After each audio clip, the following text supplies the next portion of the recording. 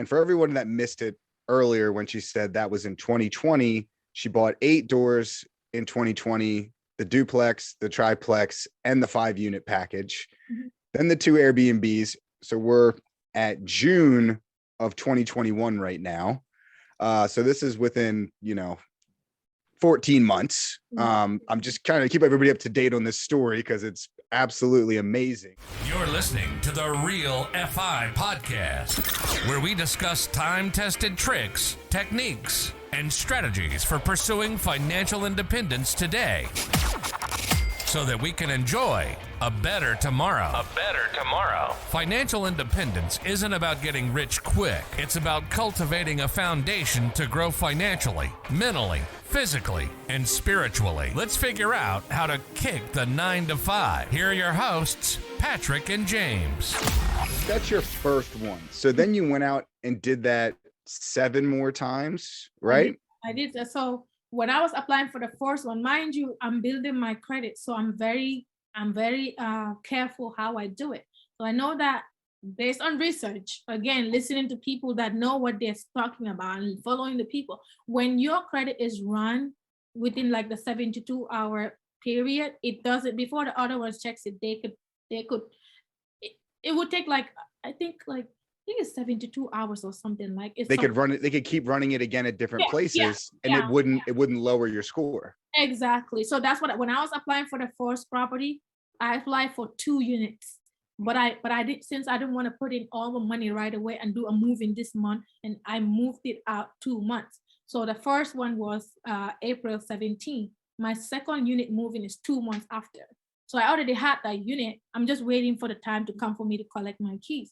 So all the money that I have from here, I saved it up from the first month, pay off the furniture stuff, and I used that as well to buy the furniture for the next one. So I went back and did the same for the second unit and paid up at 90. So and for that one, I actually got full forced rent. They were doing a special forced month's rent free, but I get that in the second month. So the second month was all cash flow, nothing, no bills at all. But at that point, I was already making like 36. So at that point, it was like 6,000 for that unit for the second. So you got month. 2 at the same. I got so 2 at the same. Yeah. Yeah, 2 at the same one, but it was 2 months apart. So within 2 months, you got 2 Airbnbs cranking out $2,800 a month with free furniture that you didn't even pay for because you got a special from the furniture place. All right, you've already got. And for everyone that missed it earlier, when she said that was in 2020, she bought 8 doors in 2020, the duplex, the triplex, and the 5-unit package. Mm-hmm. Then the 2 Airbnbs. So we're at June of 2021 right now. So this is within, 14 months. I'm just kind of keep everybody up to date on this story because it's absolutely amazing. So that's where we're at right now. So somehow in this time, you have 6 more that are arbitrage. Is that correct? Yep, I got 6 more within. 6 more that are arbitrage. So, and how long did it take between that first one to the 8th one? How long did that take? I think it was like a month or so, because I was like, this is insane. Because this is what the other properties, I have to come out of pocket and put all that money in. With this one, I don't. And at this point, I have so much cash flow coming in one account because my rentals are coming in, and I have these 2 Airbnbs that are making me insane money. And this is the thing, there's no work to be done. That unit, I don't have to be there for. I haven't been to that unit. I'm gonna be in that unit July because he moves out in July. So I'm just gonna say, I feel absolutely I thought I was doing pretty good, but I feel absolutely so lazy right now. Yeah, I mean, I can't even put in the word. I'm sitting here fidgeting. If you're not watching the video, Patrick and I are grabbing our hair, shaking our heads, it's But the thing is you're not reinventing the wheel here. No. And something you keep saying over and over is that you're going to the resources and listening to and following what people have already done successfully. And not only that, but learning from your own mistakes and refining that over and over. From starting with the story of getting the bad tenants, the bad lease up on the rent roll, you're not making that mistake again. And once you're finding out how things work, you're firing on all cylinders and you're repeating that process and capitalizing on those arbitrage opportunities, whether it's your buy and hold or your Airbnb nurse rental opportunities. So I think it's incredible. And that's the only way to describe it. This is awesome. It's absolutely incredible. And now I kind of want to jump into this next part right here that even got this whole conversation going. So, all right. So now you have 8 arbitrage Airbnbs. That's bringing in almost $18,000 a month cash flow if anybody's doing the math out there. So you decide, you know what? I need to buy my own property and try to figure this out. So let's go ahead and break down your 8-unit deal. Yeah. And I definitely want to hear that one from the start, because that's how this whole conversation has even happened. And I think for everyone out there, you're going to want to perk up, get your notepad out. So break this next one down for us. Oh, that's my baby. I love that apartment complex. So at this point, I'm looking at it like, again, this still gives you give you an idea of the mentality when you follow people that are doing stuff that you want to be, people that are where you want to be, right? Because you're not thinking, okay, I'm going to go get more arbitrage. I'm like, how about I get my own apartment complex? Now I don't have to pay the rent, but it's all mine. Like everything that's coming in the Airbnb is mine. At this point, I've worked with different nurses and I know, like at the COVID, nurses are getting so much money. Like these nurses, I will charge at some point, I wasn't even putting the units on Airbnb. I'm putting it on Furnish Finder because now I'm targeting just nurses because I know how easy it is with nurses. I don't have to deal with them. Their minimum stay is 3 months. I don't have to deal with you for 3 months and I'm getting 3,000 some change. One of the units I rented it to a movie executive in Midtown. This guy was paying, I was like, let me up the rent a little bit because at that point it was direct. So when I saw his post on Furnish Finder that he's looking for a place for 6 months, possible 8, I was like, let me reach out. Even if I'm getting $1,000, but I don't have to deal with him for 8 months, right? So it's like, I saw that his budget was 4,000 plus. That's what he put. I was like, okay, he's a rich guy. Okay. And he's a movie executive. He put you have the option to write, okay, I work for the movie crew. I'm coming to Atlanta for this, blah, blah, blah. So I was like, okay, let me see if I can actually up the price for him. So he actually was like, his assistants were booking for him, right? So they were like, well, we can't give you. I was like, well, if somebody's gonna stay at my place, I need to know who it is. They say, well, he's a celebrity sort of. He's a public figure. That's all we can tell. I was like, well, it's against the rules for me to rent out to somebody without like Airbnb rule. So if you want direct booking, then they were like, well, we don't trust direct booking because we're not, but we can do Airbnb then. So I sent them my Airbnb link on that unit. And they went and booked the unit for like, when I sent them the link, I changed the numbers, increased the numbers, and I sent them the link. So it was like, I think it was like 180 a night or something. They still booked it. I mean, it's not their money now, coming to think of it, because it's the crew's money, whatever. So they booked it, and I was making like a lot of money that it didn't even make sense. It felt like drug dealing, like really. So that kind of, I was like, okay, from now on, I'm gonna do target Furnish Finder. I'm gonna look for short-term rental people that are looking for Furnish Finder. So I kind of get into Furnish Finder, and I was getting these nurses. If I see that their budget is 3,000 plus, I go increase my numbers to meet them because it's direct booking. So I'm collecting everything. So at this point, I'm making a lot of money on Airbnb and short-term rentals, like direct bookings. I was like, how about I get my own place? Like, how would it feel if the apartment company is mine? I'll get to keep all the money. Because if I'm getting 6,000 or 5,000 from one unit per month, and I'm giving them 1,200, how about I keep all the 500 or all the 5,000 or 6,000? So I was like, okay, I already know what nurses are looking, and I know that nurses are paid more now because of COVID, and they're transferring them from different hospitals. And I was like, okay, I'm going back to my roots, which Midwest, right? There's a cheaper way I can afford it. So I looked for a place. So I saw this apartment complex on, I think it was Zillow or Tulia, whatever. I'm working with agents, but I'm also looking myself. Like when I have time, I'm looking at this, analyzing. I love analyzing this at this point. So I saw this property. It was an 8-unit apartment complex, and I checked that it was sold 2 years ago, 2017. The seller bought it. Like you can check the history of when it was bought, how much. I was like, well, that doesn't make sense. It was bought for this price, and now he's selling for 140, 45 or something. So I was like, it's listed for sale by owner. So I contacted him and I engaged him, like talked to him. I was like, I know I don't have like for cash and stuff.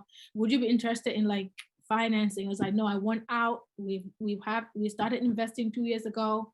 We have a tenant in the basement started fire. So smoke a cigarette, started fire. And now we have all this violation, but I'm working with the city to get rid of the violation. But my wife doesn't want anything to do with it. We had bad contractors. We went through hell. We just want to get rid of it.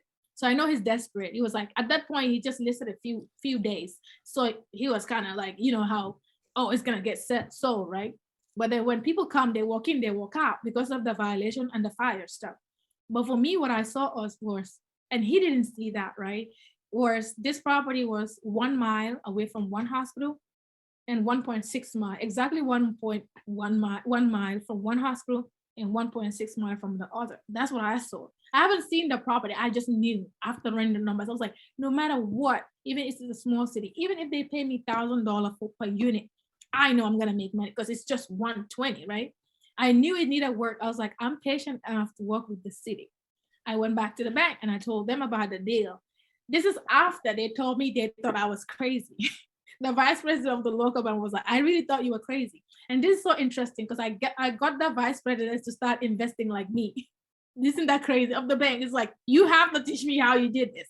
Anyway, so the property was like 145. I was like, what's the list that you would take for this property? At this point, he's desperate. It's 2 weeks, 3 weeks in, right? Nobody's buying. They walk in, they walk out. Some people don't even show up in the showing.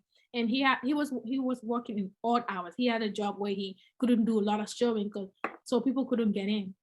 I'm patient enough. Mind you, I already have my contractor and my team set up already. So my contractor went in there to look at it. He said it needs a lot of work. I did a video walkthrough with the seller. I also did a video walkthrough with my contractor. He went in there, did his analysis. He was like, it's gonna cost like 85,000 max, probably 100,000. But we can save here or there. But I was like, okay, write me the estimate. Again, when you're going to the bank, make sure your deal is like analyzed. They can ask you, well, how much is it gonna cost? You can't say, I think it's gonna be. No, get the contractor to get the numbers for you, write the invoice. I had him write everything, analyze everything. The floor is going to be this is what I want. And I already know what the nurses will look for because short-term rental is more of the pictures on how the place looks, right? So I know recess lights will be something that I want to put in. I want to paint it bright so everybody can, like, when you see the picture, it's going to attract you. A nice floor. They're staying there for short time. So I know that whatever money I put in, they're not going to wear and tear the place, right? So I have the contractor put all of those numbers down. When I was presenting the deal to the bank, everything is ready, right? This is the number, like she knows her stuff. At this point, they're seeing the payroll, the rent coming in from the Airbnb and the Section 8s and long-term tenants. So they were like, oh yeah, at this point, we don't deal together. So they were like, are you sure you want to buy this property? This is the thing. There's a difference between investor, even though if somebody was working in the bank, doesn't mean they know how to invest in real estate, right? Exactly. That doesn't mean they don't know. Like they don't even know about my short-term rental, how I'm making money from somebody's property. They don't even know that. So just because they're in the banking finance field doesn't mean they know how to analyze stuff. So you have to break it down to them, like how. I got a quick question. Mm-hmm. So did you ever think about just paying cash for it, or you were like, no, I want to finance? I don't want to put all my money in there. Nope. No way. No, I love to see that money come in. If I can get financing, that's the first option I would do. I know that if they didn't do it, I have to find a way to get that money. But I don't want to I want to use other people's money. I don't want to use my OPM, everybody. Oh no. OPM, baby. Other people's money is the best way. So they were like, well, okay, are you sure you're gonna rent this one bedroom in this small town? It was like 40-something thousand people. It's a small town. I don't care. I'm not targeting the people of the town. I'm targeting the people that are coming to work in the town, right? So analyzed the deal, gave them the documents, everything. They were like, okay, we'll get back to you. And they gave me the approval letter and they were like, are you sure? because they probably pulled up the street and pulled up the property information, right? But I've already sent them video of my contractor doing the walkthrough and the numbers and everything. So they already have everything in place. They were like, you sure this place, a 1 bedroom in this place will rent for 1,000? This is what I was thinking. I was like, in Atlanta, because it's a bigger city, right? It has so many things to do. So if I'm getting this much there for a property that I own, even if I get 1,000, is perfect for me. Because a 1 bedroom there, a 1 bedroom was renting for, a 2 bedroom was renting for like $750 on normal. This landlord, when the property was fully rented, his profit was 900. That was the paperwork, 900, and that was good. He was like, it was cash flowing good. It was so good. This is the payroll 2 years ago when I had it, but it was crazy to me because now 1 unit I make like, okay, I'll get to that. I'm getting too excited. So the bank was like, you sure 1 unit will rent for 1,000? I was like, minimum 1,000. I knew I wanted more than 1,000, but I was like, minimum 1,000. Well, after they run the numbers, they gave me the loan. I went ahead, closed on the property, right? Put my 20% down, and they sent an appraisal, before close. It appraised for how much? 210,000. Mind you, I bought it for 120. So I told the lender, the guy, he was desperate. I was like, I can offer you 125. It was like, okay, one we can meet at one. No, I think it was like 120 was the final, but I had 5,000. No, 125 was what we agreed on. Before the closing, I asked if I could get 5,000 credit because the contractor told me it was 80,000, but I still wanted like a buffer. I was like, let me try because I'm in a negotiation state and he's desperate. So I was like, can I get 5,000 credit? Because the appraisal came, but I feel like it needs more work. It was like, okay.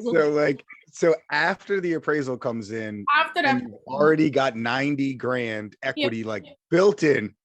You still went back and asked for a $5,000 credit just because you were like, why not? Why Did you happen to tell the seller what it appraised for? No, hell no. Yeah.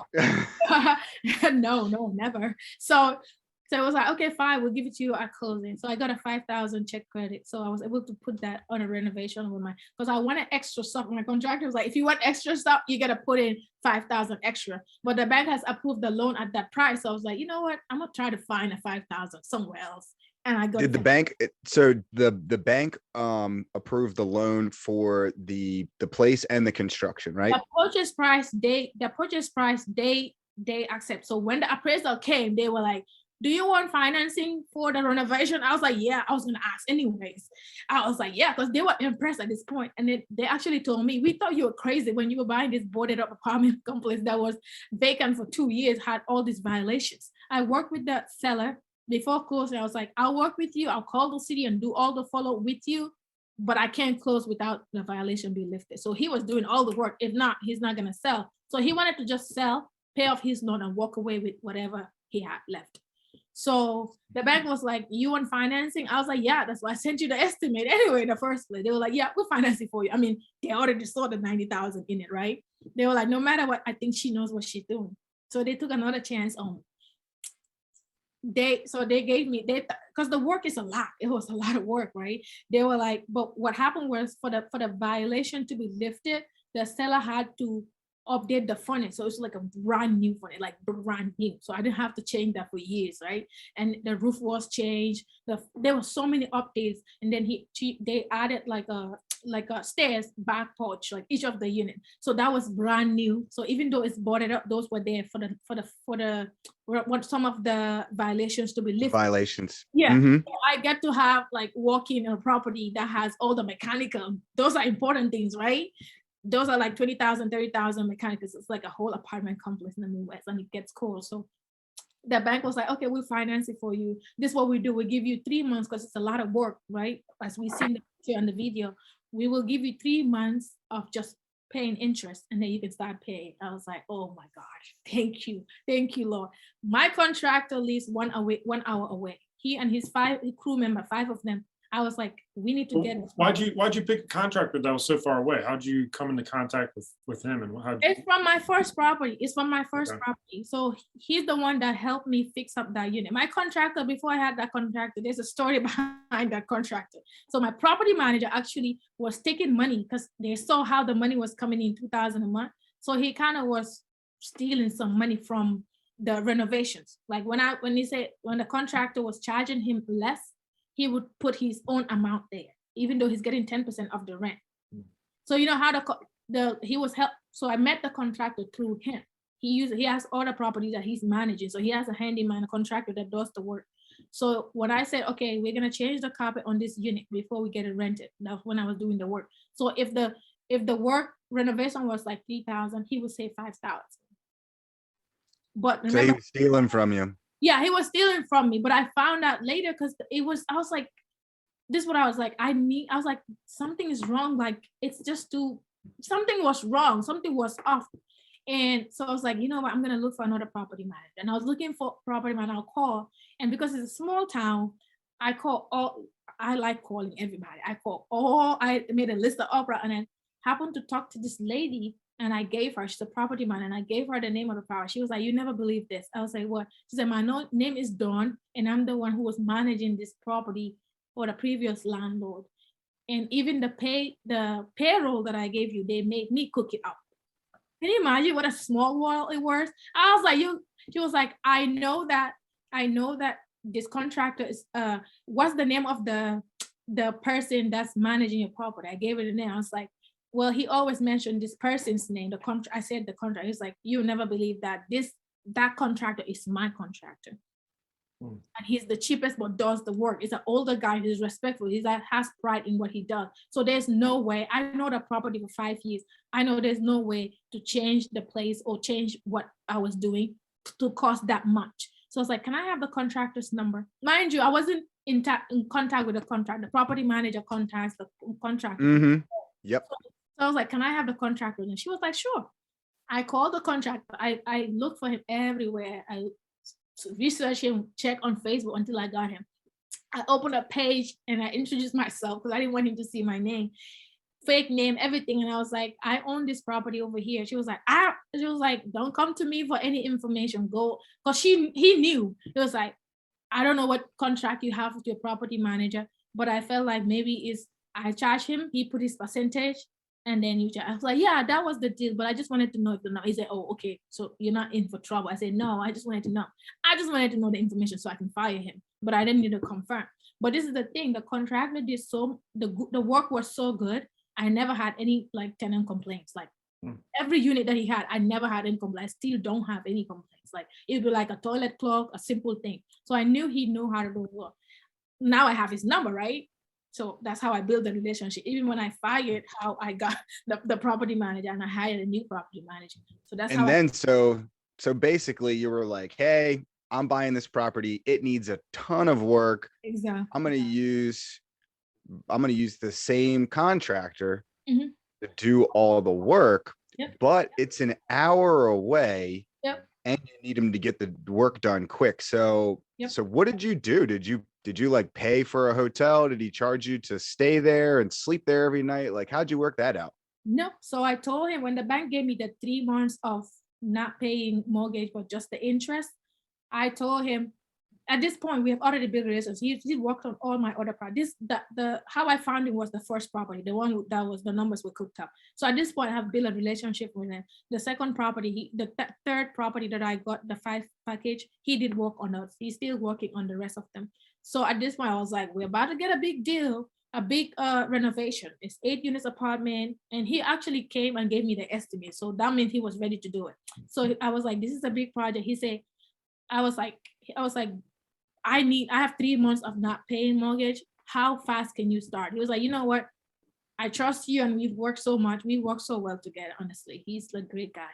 He actually moved in with his guy. Remember, the fire started in the basement. So there was one unit that didn't need any work and it was a 3-bedroom. So the apartment was a mixture of 3-bedroom, 2-bedroom, 1-bedroom, and studio. So he actually moved in with his guy. So instead of driving back and forth, they would stay from Monday to Friday and they go home on the weekend. So they moved in one unit and they walk upstairs.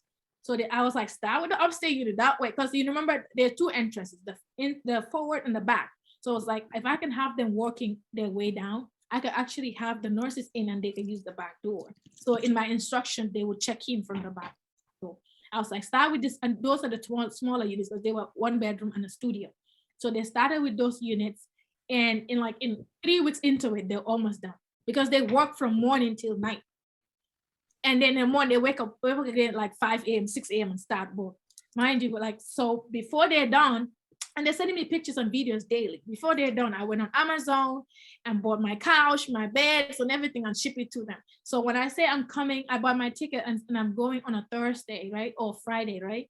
I will tell them I'm coming on Friday. So one of his workers, like subcontractors, I negotiated a deal with him. So I'll pay him like hourly to set up the beds for me before I even get there. So he will fix up the beds, fix up everything that needs like manpower, being right? put together. Yeah. Mhm. So I basically just go and do the renovation, renovated those 2 units. Even the contractor was like, I've never seen anything like this because they don't know short-term rental. And when people think about short-term, they're thinking vacation and stuff. No, my short-term rental is the nurses, the doctors, the professionals that go to work, they go home, they're not using the bills running up. So once those 2 units were completed, I put in I listed it. It got booked right away, fully booked. There were so many nurses in the area. When I did my analysis, And you said this is 3 weeks, right? You said 3 weeks into the renovations being started, you already had 2 units done. Furnished, they're furnished. Mhm. You're flying in from Georgia. Yep.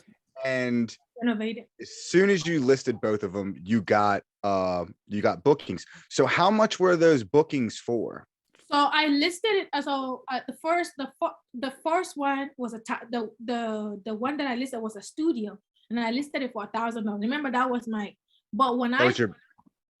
was what I was thinking. That was like a lot of money, right? Because then a studio in the area, before like a studio for normal rent, it was like $350 or $300 or $400, something like that. But I'm getting $1,000, so that's like triple what it was supposed. But then when I did the analysis again, I saw that in the area, all the people that were doing short-term rentals on it is somebody who has a home and they're renting an extra bed.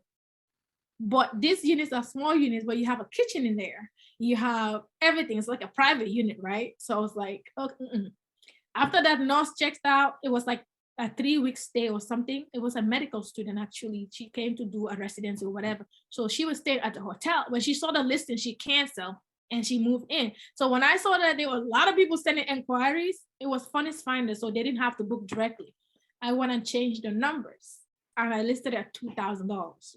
It was still booked. The second one was, that one was a studio. The second one, I listed it at 3,000 and like 3,050. I don't know why I do weird numbers to make it look like I calculated it and it arrived. I do that all the time. With yeah, you know how you go to the store, it's $39.99. Like that. So I was doing something like that. It got booked. My contractor was like, this is insane. I was like, this is insane. I was like, you guys have to move quick. Mind you, I'm only paying interest at this point, like $200 or like one something. It wasn't up to the like 190 something. And I started paying my mortgage in February this year. This was last year, end of last year, September. So by December, I already have my tenants in, like the first. So right now, I'm fully booked. Everything is booked. I'm bringing in $22,000 a month. It's booked all the way.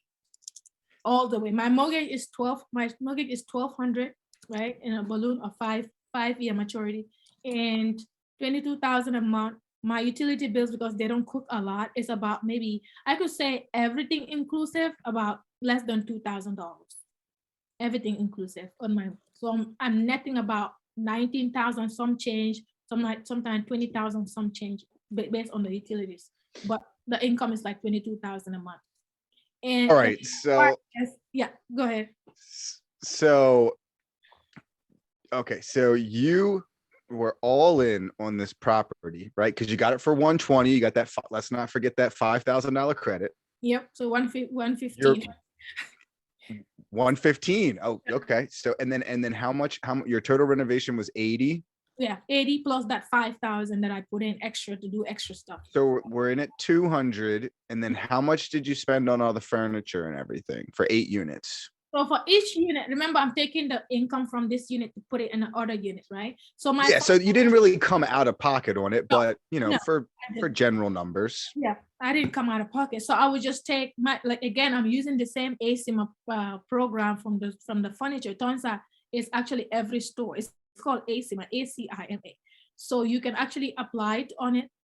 and then you can get. Okay, so all the furniture was 3 months, 0% interest. Yep. Mhm. So you didn't actually pay really for any of that. Okay, No. so you're in this deal Mhm. for $200,000. Mhm. You finished all the renovations in how long did it take them to finish all 8 units? It took about 2.5 months. But at All that right, so point, I've already rented everything. The last but unit. within 3 weeks, you're already bringing in, like Mhm. $4,000 a month. So you're already cash flowing within less than a month of owning the property. Yeah. And then 2.5 months later, contractor and his guys move out. You already found where the market was at. Mhm. And now you are bringing in $22,000 a month. You're Mhm. fully booked. I've made over 40 something thousand dollars. And your mortgage is $1,200 and it's $2,000 for utilities. So you're in this for $3,200 No, a month. the mortgage is 1,200. Yeah, mortgage is 12 and then Well- 2,000 for all your utilities. No, 2,000 total, dude. No, total. 2,000 total. 2,000 total. Okay, Yeah. so you think it can't get any better. All right, 2,000 total. Yeah. So you are cash flowing $20,000 a month. Basically, what every single person we've had on this podcast before you, their financial freedom number is $20,000 a month. And you are cash flowing $20,000 a month on this one property. I mean, like it's hard to even ask questions. I'm afraid to ask this, but let's just jump into it. Yeah, I mean, what's your goal? What are we building up to here? Like this is absolutely incredible. Yeah. I want to be financially free, so much so that like I can't even explain. So like how you start work and 10,000 is a lot of money per month. You have a 6-figure job and 10,000 is a lot of money. And then 10,000 you get 10,000 per day. And then you're like, oh, if I start getting like 15,000 a day, that's crazy. Now my goal is like 100,000 a day, because I'm netting about 70,000 to 80,000 a month on cash flow. And when I count cash flow, I don't count cash flow with I only count my profit. I don't count the net. Net, not the gross. Yeah, I like to count my money, not the expenses. I like take out the expenses and get my money out. Okay, so right now you're cash flowing around 80,000 a month. 76, sometimes 78, sometimes 80. At a good month, it's about 80,000 when I get all the all right. money. So for anyone out there, to make $1 million a year, it's $83,000 a month. So you are cash flowing net almost $1 million a month. Now, let's not forget the fact that you have 2 6-figure full-time jobs. Is that correct? Yeah. 2 6-figure full-time jobs, and you are now cash flowing $80,000 a month. And you built this entire thing in 2 years. You went from 0 to now where you're at in a little more than 2 years. Yeah. And you literally just said the goal is $100,000 a day, right? Is that what you just said? I mean, that's 20x from where you're at now. And I think most people, when I looked at my goals, my 5-year goal from now was man, if I could be bringing $80,000 a month, that's huge. I thought 80,000 gross would still be huge, because that would be 30,000 a month, something like that, 35,000 a month. And I to build up to this is just absolutely amazing. And and I think it got to the point where I posted a video on my Instagram about how you calculate multifamily properties, how you calculate what they're worth. Mm-hmm. And, I basically said it's the income of the property, and then you divide it by the cap rate of the going rates in the areas. And we had never spoken before. Nope. I posted this reel, and, tell us about that morning real quick and kind of what was going through your mind. Yeah. So when the property was done, like the appraisal value, they appraised it based on how much was put into the house and based on the market rent then. So it was like 408,000 what's appraised for. Now my mind is blown. I'm like, I have 200,000 in this house. Like it's crazy. And it's bringing me this. And I woke up one morning a couple of weeks ago. Was it 2 weeks or 1 week ago? Maybe 2 weeks ago. Yeah, maybe 2 weeks ago. So I was like, I woke up because I follow like the people that I follow most, they're in your, you know how your, when you like the top part where stories you see. Yeah. So I saw what you posted about cap. Now, when I was learning, reading and all of that, those stuff, I do know cap rate, but I never thought like to calculate it because I never thought to have a commercial property, right? So I never thought of just analyzing like a single family, right? At this point, I never had any commercial. So I never delved into how to calculate it, but I've probably have seen it somewhere. But now I could apply those numbers to my property because now I have. So when I watched, I was like, no way. I took the numbers and I plugged in mine and I was like, nah, it is not possible. I'm not sitting on $1 million property. That's not possible. That I bought for 115. It doesn't make sense. So I was like, you know what? I'm gonna put in these numbers in his calculation. I actually went and Googled it first, and it's the same thing. I was like, he's not lying. This is true. Like, I went ahead and put in the numbers, and I was like, nah, my calculator is wrong. This is my wrong. I calculated multiple times, and I'm like, no way. So I was like, okay. He's an investor. I follow other investors that make millions and stuff.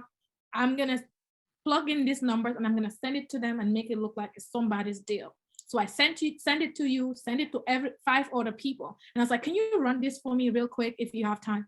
And then a lot of them run it back. Like 3 of them replied back with the same number that I have on my calculator. I was like, this is insane. So I text you and I was like, I'm so nervous right now. I don't know if I'm freaking out. I don't know if I'm going crazy or something, but can you run this?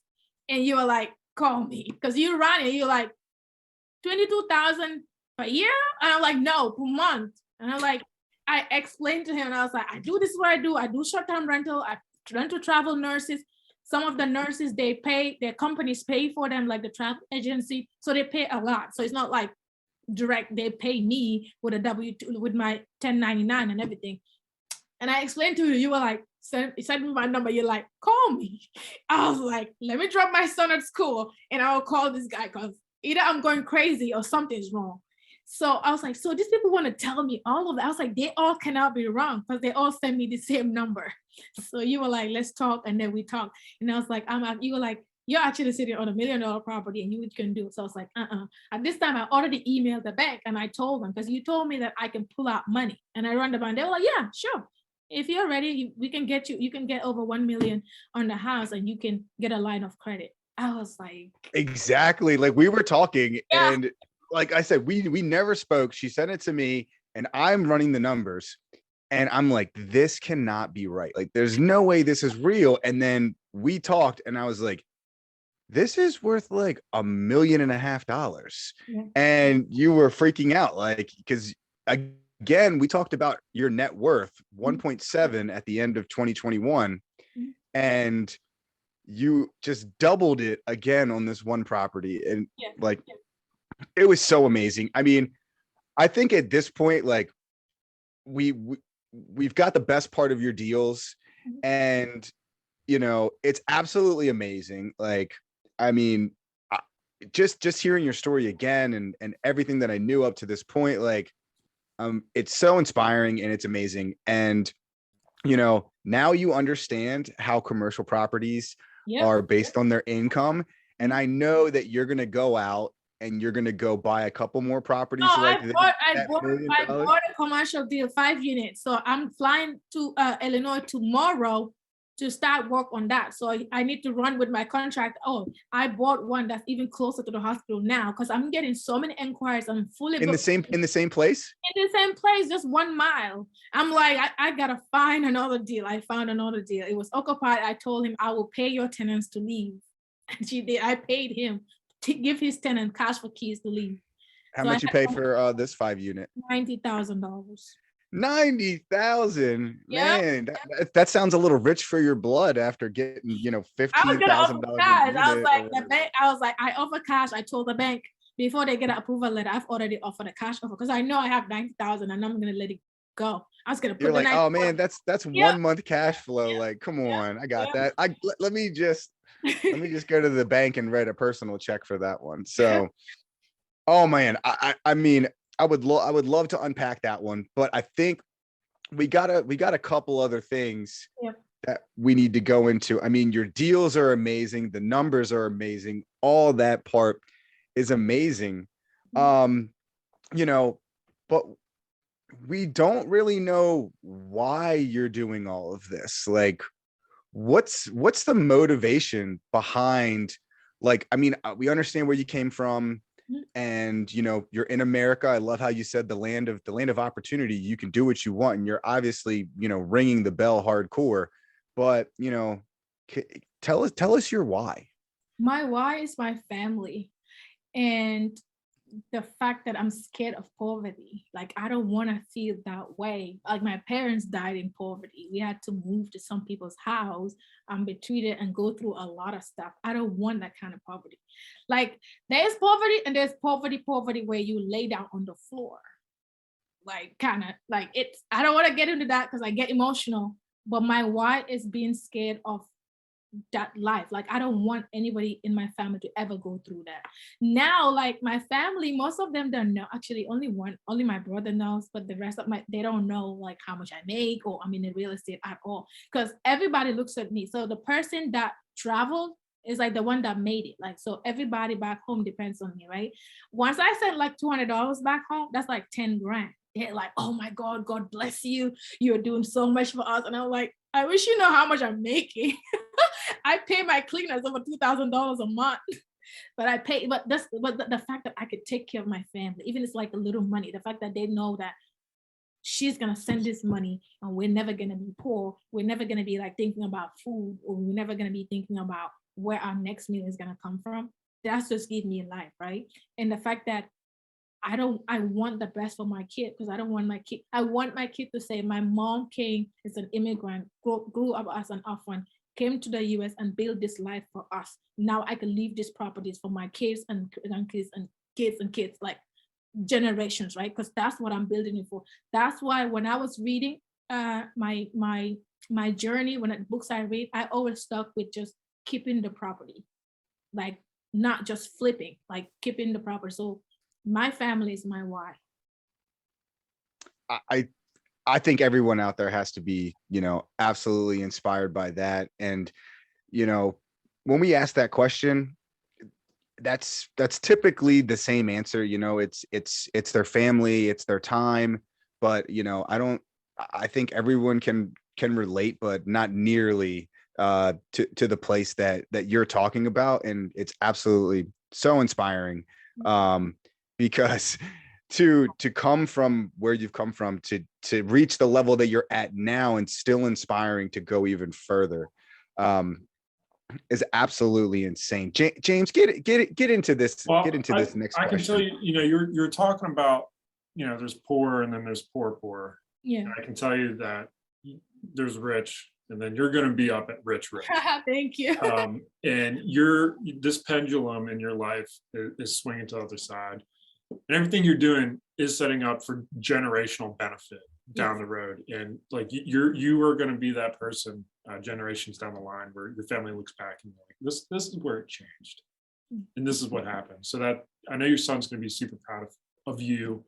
And, just for you to have that example for him, it's going to be amazing. And I'm so impressed that like your family abroad still doesn't have any concept of what's going on other than brother. I don't think they will understand. Yeah, I mean, I'm having a hard time understanding, and I'm sitting Me too. in this industry, trying to do the same things you're doing, and I'm sitting here having a very difficult time digesting all the incredible things that you've done. So, I'm at a loss for what else to ask, how else to improve this podcast, how to bring out more from you to give to our viewers, because you've dropped absolute bombs on us, and I really appreciate your time to do that. Thank you. Yeah, I think we are very close to the end here, but I have to ask, what obstacle do you see in the future that is gonna potentially stop you from reaching that $100,000 a day goal? Like what do you see in the next 6 months, year, 2 years, if you even plan to get there in that long of a time? What do you see the biggest obstacle that you're facing right now? Okay, so I wouldn't call it obstacle. I would call it, so for me, what I do is I'm expecting to make mistakes and learn from those mistakes. So, but when I learn from them, the result is exponential. So I kind of even like the obstacle to come so I can learn from it and multiply. So I'm never making that mistakes again. So even though obstacles, like you'll be scared and say, oh my God, this will happen, I still know that I'm gonna learn so much from it that's gonna multiply or triple what I'm gonna be doing next. So I'm not gonna call, the only thing I would say is like holding me back is how fast enough can my contractors do the work. Because at this point I have 3 properties that is waiting for them to get to. And like it's money sitting there. So it's a matter of how fast can I build another team to help me fix up, because I'm not waiting, I'm just buying and just going, and I'm not buying just any other deal. It has to make sense. So it's a matter of how fast can I build another team, or how fast can my contractors get into the next project. Have you thought about syndicating and putting deals together, bringing in a lot of money and doing deals to really exponentially propel your growth here? Because I feel like you're really onto something here. And I did think about it. I actually have my birthday, I bought a book about syndication. Okay. Yeah. Well, Patrick, mark this 12 months from now. I think we're going to have to circle back on this. Well, what I was going to say is, when that syndication starts, please think of me as someone who will offer up some funding for that, because I definitely want to be a part of that. James, great question on that, because I was kind of thinking the same thing too. But I mean, you don't really need the money. You don't really need other people's money right now. You just need to clone your contractor, and you can go out there. I mean, I don't even think there's a lot of. Tell him that I was like, I could clone you, clone you. That way he said that's not gonna be with his southern accent. He's like, it's not gonna be possible. I mean, I would venture to say that majority of the syndicators out there that are doing this probably aren't even making $80,000 a month on their deals. So like,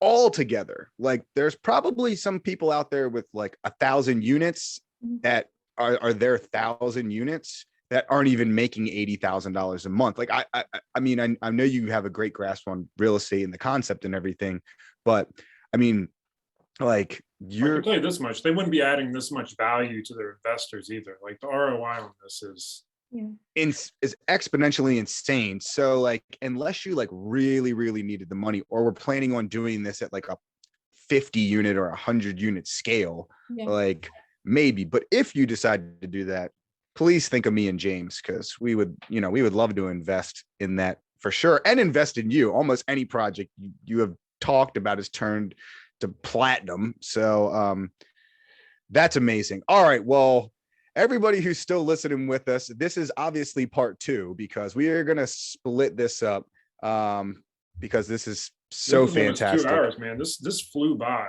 I know, right? It has. Wow. So yeah, it's been great. So right now we are going to get into our final section of the podcast, which we call the Big Four. So James, let's get into it. So yeah, I mean, I want you to tell me something that you feel is like a cheat code for achieving financial independence, and maybe something that other people, overlook, but just something that you do or you believe that just fundamentally feels like a cheat code. Using other people's money. Using the bank's money to triple it. And I felt like, are you sure? Like the lake house deal, I actually walked away, no money down, and I walked away with a $14,000 check. So like that felt like drug dealing. Like you really did not do any work. You just get paid. And the property just appraised for $93,000. using other people's money. They put the money down, 100% financing, and I just one day appraised for 228, and I haven't even done any work in it, and it was just 135 purchase. So it's like a cheat code using somebody's money. Yep. I mean, you're going to read that in every book. And I mean, that's fundamentally real estate 101. You know, other people's money is what's going to accelerate you. But I don't really think that people have learned or even thought about taking it to the level that you have been able to take it to in such a short period of time, because you just glossed over another great gem for everybody that's listening. And you just said that the same local bank, after the 20 other ones didn't give a shit about you or what your ideas were, you just said they financed it 100%. 100%, yeah. 100%. So you didn't have to bring any money to the table, and you actually got money back. Yeah. You walked away with 15 grand and didn't even have to put a down payment or anything. No. So like, yeah, other people's money, people, like, put your, and you went to the bank. I think, you know, to kind of dive down on that just a smidge, is you were prepared. Like, you really, like, I'm sure you have like a packet now of everything, or you've already had a packet of everything, of like presenting all of these great things. Like, it's been consistent every single time. You said, I've been prepared.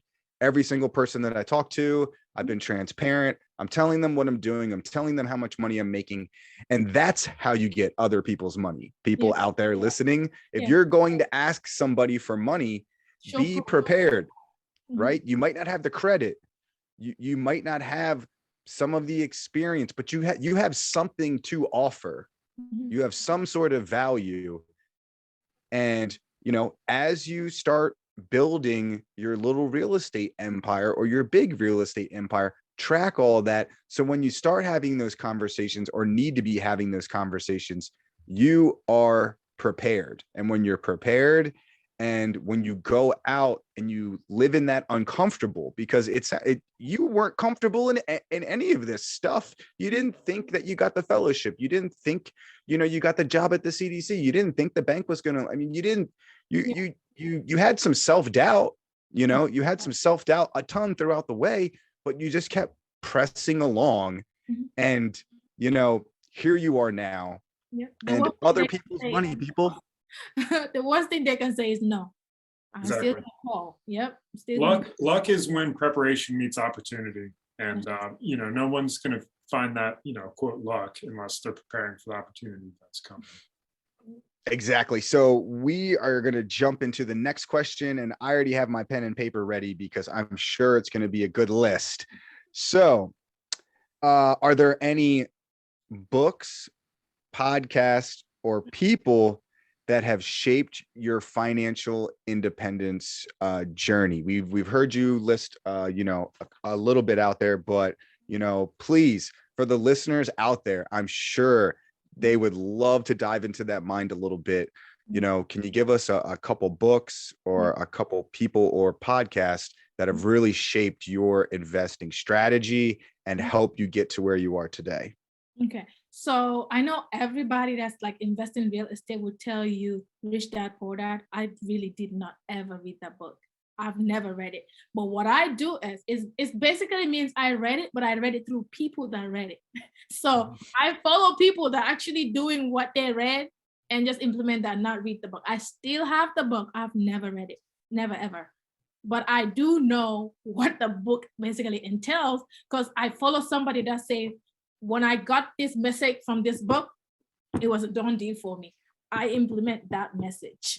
I have to go read that book. So it's like a shortcut to what, but I've never read that. Like, I can't tell you I read the book. No, I never read the book. But I know most of the concept of the book and what it has done for other people. So I wouldn't say this so and so book changed my life or this, because I follow a lot of people. I will listen to you. I might not agree with everything you're doing, but I'll take one tiny information and I'll save that for myself. And I'll listen to this other person or read this book, and I'll get the information from there. So I've read the bigger podcast, their books that they have. I read most of them. Some of the book I did not complete. I would just read, go implement, come back to it next time, read, implement. Because I just need one piece of information to fulfill what I got from over there or here, over here. to bring everything in. So I'm not waiting to read everything to, like, I read it, it makes sense, I'm gonna go do it. I'm gonna go implement. So that's why I do it. So I wouldn't say Rich Dad Poor Dad.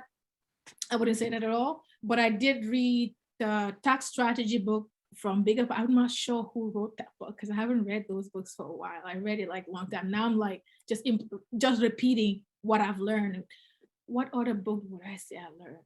Richest Man in Babylon. I read that. I just read that one this past week. Great. Oh, great wow. book. I love that book. I've read that one maybe 2 or 3 times now. Yeah.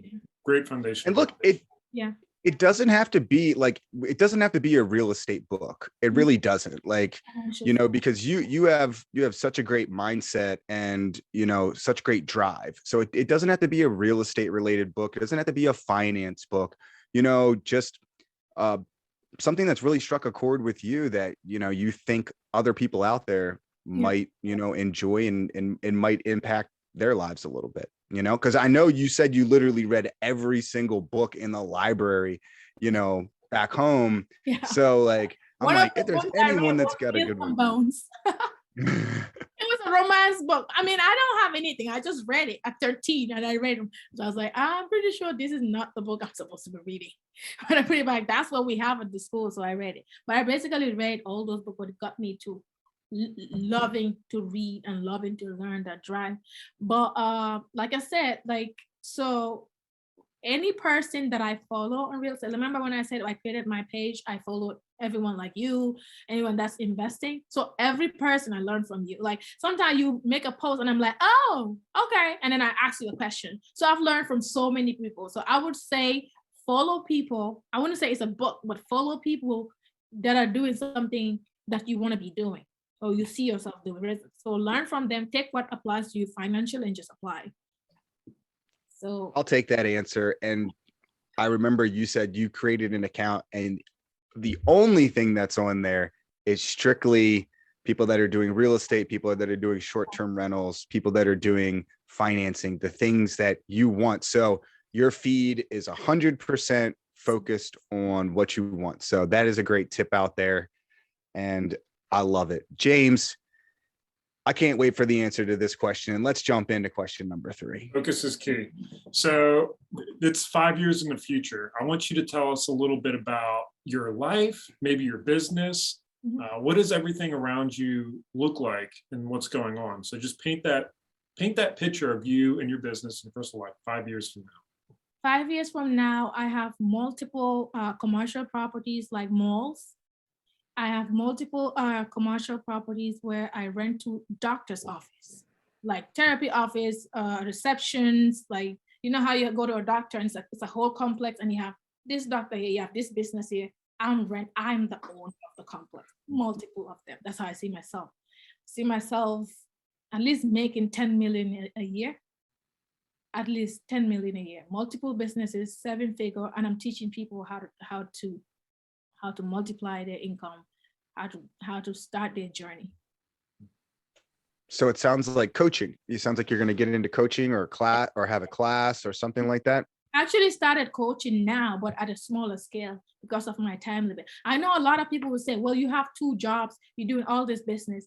The way I work smart, right? I automate most of my work. So at CDC, I've worked there for 3 months. 3 years. I already know how my work would be. So basically in IT, because I'm building computer programs, I've done it multiple times. I automate my process. When I'm building a system, let's say they say, build this system that's gonna do this. I build everything, like the skeleton of it, and all I have to do is change some stuff. So when I build it, I don't have to do work for like another 2 months. So I could go a whole month without working at all. The same thing with so when people say, how are you doing this work? Because I automated all my processes. Everything they ask me that's regular, I know, okay, this is gonna be regular. I add it to my automation skill. But when I have time, I add it to the programs, create the skeleton. So all I have to do is change the data or change the name. So let's say run this report for this state. All I had to do is change the state and put Georgia State or California and run the report.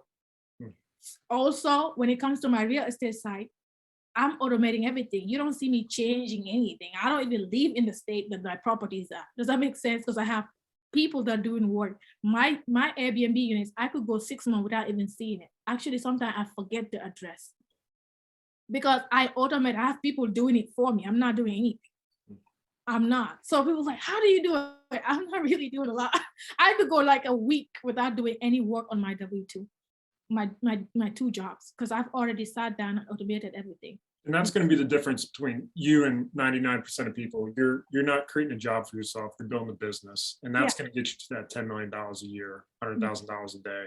Yeah. Opportunity is, it comes down to systems, and that's certainly something I need to work on to really get to where I think I need to go. So, you're a perfect example of that. Thank you. I have to say this is the one time where I'm just a little disappointed in your answer, because $100,000 a day is $30 million a year. And I see you being there in 5 years for sure. Come on. Yeah. Come on, girl. I know it. 10 years, 7 years. I know. I'm just messing with you a little bit. Like, so ambitious, like $10 million, 5 years. You've already got a $3 million net worth now. So you're getting there. You are getting there. All right.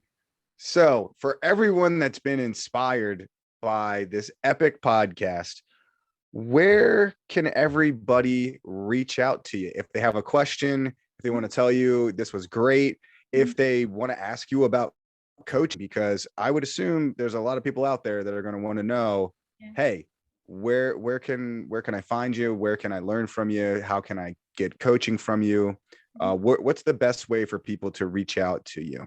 So my IG handle is Building Wealth from Rentals, and it's only business. Like, everybody in there is about real estate, financial, helping get to that financial freedom. So you can hit me up anytime at Building Wealth from Rentals. Perfect. Great. Everyone's going to reach out. I usually take it away, but James, you take this one away. Everybody, we're going to link to Yaamu's Instagram down in the show notes. So make sure to connect with her. And also, everyone who's listening, if you enjoyed this content, if you liked something that you heard, leave us a review. Let us know what you guys thought. We want to hear your feedback. And as always, we appreciate you guys tuning in, and we're going to catch you guys next time. See you guys. See you. Thank you. Thank you for listening to the Real FI podcast, where you learn from the investors that have lived the hard lessons for you. To connect with us during your pursuit of financial independence, be sure to join our community by following us on Instagram or emailing us at info@therealfi.com. If this content made you financially, mentally, physically, or spiritually richer, please make sure to leave us a positive review on your preferred content platform. Cheers to kicking the 9 to 5.